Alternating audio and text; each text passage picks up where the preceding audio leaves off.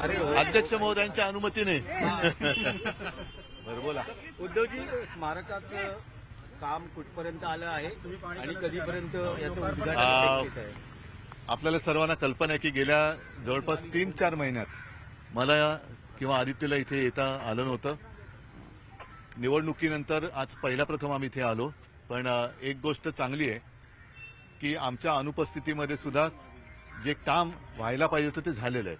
आणि मी खास करून आभाजी आहेत, त्याच्यानंतर टाटा जे आपलं संपूर्ण बांधकामाचं काम करतात त्यांना धन्यवाद देतो, आणि सुभाष देसाईजी जे सातत्याने लक्ष ठेवून आहेत त्यांना धन्यवाद देतो. जवळपास आता जे कन्स्ट्रक्शन ज्याला आपण म्हणतो बांधकाम ते पूर्ण झालेलं आहे, जवळपास झालेलं आहे. काही काही बारीक सारीक गोष्टी अजून बाकी आहेत. त्याच्यानंतर खरं काम सुरू होईल. सगळं हिंदू हृदय सम्राट शिवसेना प्रमुखांच्या बाबतीतले जे संपूर्ण आपल्याला माहिती द्यायची आहे, ते त्यांचं पूर्ण आयुष्य ते त्याच्यामध्ये आपल्याला साकारायचं आहे. त्या सगळ्या गोष्टीला सुरुवात होईल. आणि आमचा प्रयत्न असा आहे की साधारणतः पुढच्या महिन्यामध्ये टाटा का काम पुरा हो जाएगा. बरोबर ना?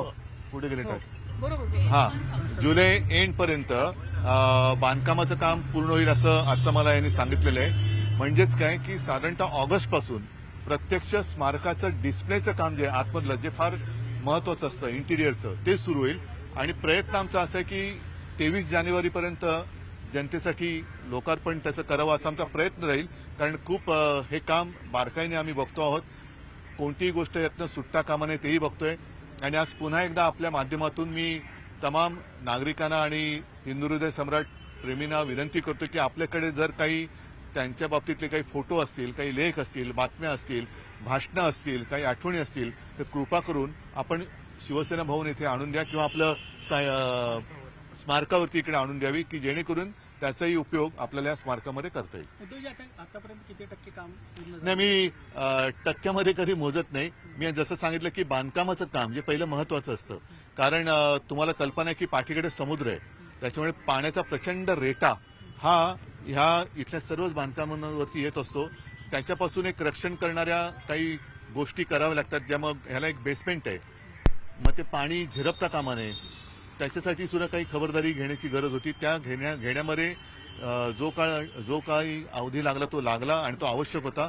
आणखीन काही बारीक सारीक गोष्टी ज्या बाकी आहेत, ज्या अत्यंत आवश्यक आहेत, त्या पूर्ण आता करायचं बाकी राहिलेलं आहे. पण जर का बघितलं तर ढोबळमानाने बांधकाम तसं पूर्ण झालेलं आहे.